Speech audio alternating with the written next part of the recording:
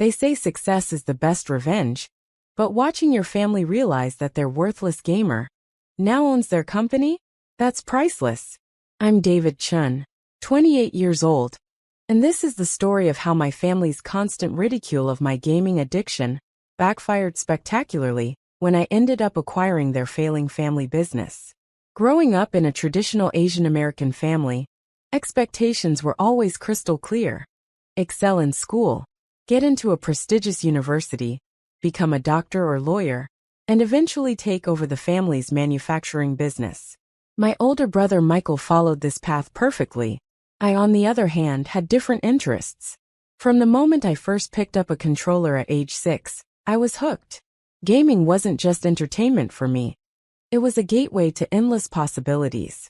While Michael was memorizing business terms and schmoozing with our father's colleagues, I was learning about game design, digital economies, and virtual world building.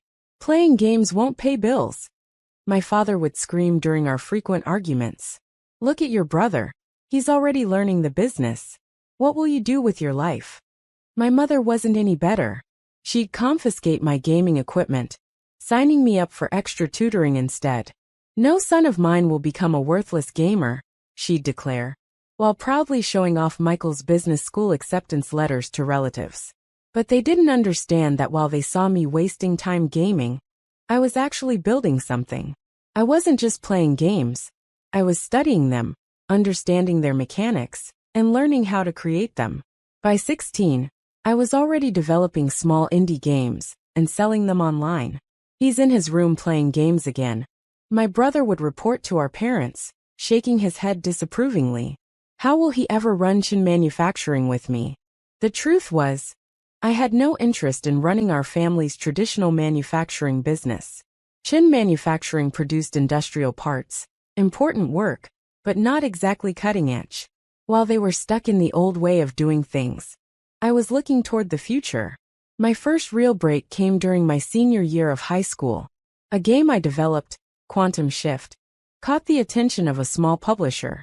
The advance wasn't much, but it was enough to convince me to major in computer science instead of business administration, as my parents demanded. Computer games? My father exploded when I told them my college plans.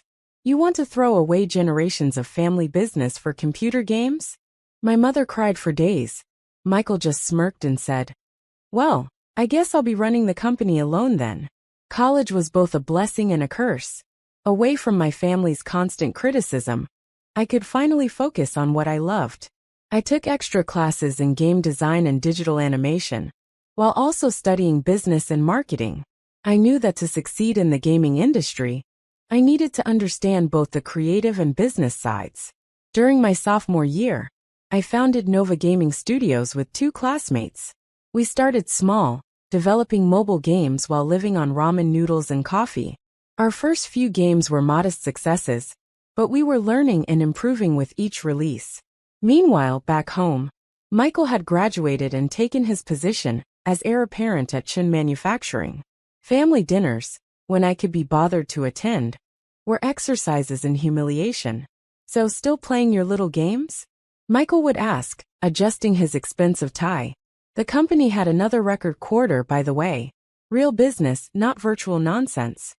I stayed quiet during these dinners, letting them think what they wanted. What they didn't know was that Nova Gaming Studios was growing rapidly. Our breakthrough came with Virtual Empires, a massive multiplayer game that combined traditional strategy elements with blockchain technology and real-world economics. The game exploded in popularity. Suddenly, we weren't just a small indie studio anymore. We were a major player in the gaming industry. But I kept our success quiet, operating under the corporate name without revealing my position as CEO and majority owner. Then came the news that changed everything. Chin Manufacturing was in trouble. The company had failed to adapt to changing markets and new technologies. Their traditional customers were moving to more innovative suppliers, and their outdated manufacturing processes were becoming increasingly expensive to maintain. I heard about their troubles through industry channels before my family ever mentioned it.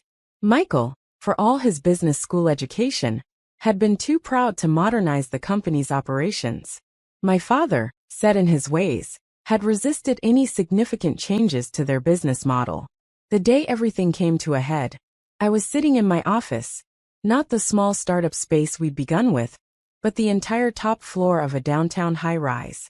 Nova Gaming Studios had grown into Nova Interactive, a technology company valued at over $2 billion, with our gaming division being just one part of our digital empire. My assistant buzzed in. "Mr. Chun, your brother is here to see you." I smiled, knowing this moment would come eventually. "Send him in." Michael burst into my office, then stopped short, taking in the spectacular view and modern decor. He looked different from the last time I'd seen him, tired, stressed, his expensive suit slightly rumpled. "David," he said, confusion evident in his voice. "What are you doing here?" "I came to meet with the CEO of Nova Interactive. We're looking for investors, and I heard they might be interested." "You're looking at the CEO," I said calmly, enjoying the way his eyes widened in shock. "Welcome to my little gaming company." Michael collapsed into one of the visitor chairs. "This is impossible. You play video games." "I create video games," I corrected him. "Among other things. Nova Interactive is now one of the largest digital entertainment and technology companies in the country. But you wouldn't know that, since you were too busy mocking my career choice to actually pay attention to what I was building." But, he stammered, then seemed to remember why he was there. "We need help. Chin Manufacturing is in trouble. We're looking for investors, or possibly a buyer." I leaned back in my chair. "I know. Your company's failure to adapt to digital transformation has put you about 10 years behind your competitors. Your manufacturing processes are outdated, your supply chain is inefficient, and your market share is dropping rapidly." Michael's face reddened. "How do you know all this?" "Because unlike you, I've been paying attention to how technology is changing traditional industries. Gaming taught me that adaptability is crucial for survival." "So, will you help?" he asked, swallowing his pride. I pretended to consider it. "Have you discussed this with Dad?" He doesn't know I'm here," Michael admitted. "He still thinks we can save the company the traditional way." I smiled. "Well, as it happens, Nova Interactive has been looking to expand into manufacturing. We have some interesting ideas about integrating AI and automation into traditional manufacturing processes. We might be interested in acquiring Chin Manufacturing under the right conditions." The implications of what I was saying slowly dawned on Michael's face. His little brother, the worthless gamer, would become his boss. I need to discuss this with Dad," he said weakly. "Of course," I replied. "In fact, why don't you bring both our parents to my office tomorrow? It's time for a family meeting." The next day's meeting was everything I had imagined during those years of enduring their ridicule. My parents arrived with Michael, all three of them looking uncomfortable in my sleek, modern office. "What is this place?" my mother asked, looking around in confusion. "David, why are you here?" "Mom, Dad," I said, standing behind my desk. "Welcome to Nova Interactive, one of the largest gaming and technology companies in the country." "My company?" My father's face went through several colors before settling on a pale white. "Your company?" "Yes," I confirmed. "The company I built while you were all telling me I was wasting my life playing games. And now, ironically, I'm in a position to save our family's legacy by buying Chin Manufacturing." "Impossible," my father exploded. "You know nothing about real business. You play games." I pulled up our company's financial reports on the large screen behind me. Nova Interactive's current market value is $2.3 billion. We employ over 500 people, have offices in 3 countries, and our technology is revolutionizing not just gaming, but education, healthcare, and yes, manufacturing. My mother sat down heavily in one of the chairs. All this time, I confirmed. While you were calling me worthless and comparing me to Michael, I was building something bigger than Chin Manufacturing ever was. And now, you need my help to save the family business." Michael, to his credit, spoke up. "He's right, Dad. Nova Interactive has the resources and technology we need. Without their help, we'll be bankrupt within a year." My father looked broken, his worldview shattered.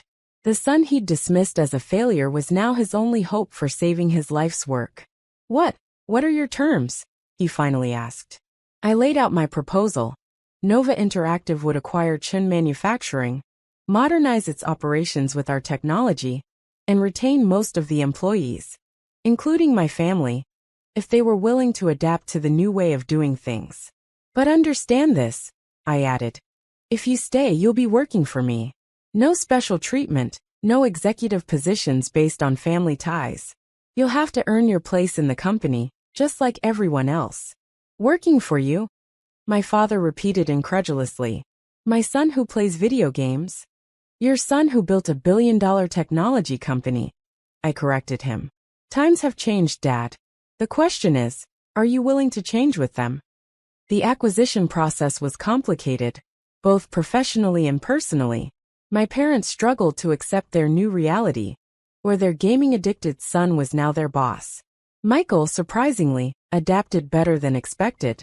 I've been looking at some of your company's technology, he told me during the transition period.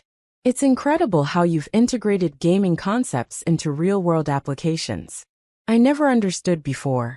You never tried to understand, I reminded him. None of you did. The first few months after the acquisition were challenging. My father initially refused to accept any changes to his manufacturing processes, until I demonstrated how our AI-driven systems could improve efficiency by 300%. But this is not how we've always done it, he protested. That's exactly why you were failing, I replied. The world doesn't care how you've always done things. It cares about innovation, efficiency, and adaptation. My mother struggled in her own way, unable to reconcile her previous image of me with the successful CEO I'd become. I overheard her on the phone with relatives, trying to explain the situation. Yes, David, the one who played games, he's actually very successful now. He owns a big company. No, not just games anymore. The transformation of Chun Manufacturing was dramatic. We integrated our digital technologies into every aspect of the operation. The old assembly lines were replaced with smart manufacturing systems. Workers were retrained to operate advanced machinery and work with AI-assisted tools. Michael, to his credit, threw himself into learning the new systems. I should have listened to you years ago, he admitted one day. While I was studying traditional business models, you were inventing new ones. A year after the acquisition, Chun Manufacturing, now renamed Chun Digital Manufacturing, was profitable again. The workforce had actually grown, as we needed both traditional manufacturing expertise and technical skills. My father finally broke down and apologized one evening, after seeing the quarterly reports. I was wrong, he said simply. All those years, I thought you were wasting your life. But you saw the future while I was stuck in the past. It's not about being right or wrong, Dad, I replied. It's about being willing to learn and adapt. That's what gaming taught me. Every new game is a new challenge, a new system to master. Business isn't so different. My mother took longer to come around, but eventually, she too saw the value in what I'd built. I worried so much about you, she confessed. I thought you'd never be successful, never make us proud. I didn't understand that you were already building your success story. The story of the gamer, who saved his family's company, made waves in both the business and gaming worlds. We were featured in magazines and news stories, held up as an example of how traditional industries could be transformed by embracing new technologies. But the real transformation wasn't in the business. It was in my family's understanding of success. They finally saw that innovation doesn't always wear a suit and tie, that success doesn't always follow the traditional path, and that sometimes the kid playing video games in his room is actually building the future. 3 years after the acquisition, I stood in the renovated Chun Digital Manufacturing facility, watching our new hybrid production lines in operation. Workers moved efficiently between high-tech workstations, while AI systems optimized every aspect of production. My father stood beside me, finally proud not of what he'd built, but of what I'd built. You know, he said thoughtfully, I still don't understand these games you make, but I understand now that I didn't need to understand. I just needed to trust that you knew what you were doing. Michael, now our Chief Innovation Officer, a position he'd earned through hard work and adaptability, joined us on the floor. "Remember when you used to tell me I was wasting my time with games?" I asked them both. They had the grace to look embarrassed. "Now look around," I continued. "Every system in this facility, every piece of technology that saved our family business, was built on principles I learned from gaming. Resource management, strategy adaptation, understanding complex systems. These aren't just game mechanics, they're business fundamentals." Today, Nova Interactive continues to grow and innovate, while Chun Digital Manufacturing has become a model for traditional businesses embracing digital transformation. My family, they've learned that success can come in many forms, and that sometimes the person they labeled as worthless turns out to be the one who saves everything. As for me, I still game regularly, now in the state-of-the-art gaming lounge I had installed in our corporate headquarters. Sometimes my father even joins me for a round or two. "I still don't understand how you make money from this," he'll say, fumbling with the controller. And I'll smile, remembering all those years of criticism, and reply, "That's okay, Dad. You work for the gamer now." Because sometimes the best revenge isn't proving them wrong. It's proving yourself right, one game at a time. Thanks for watching. See you again in the next video. Stay stunned.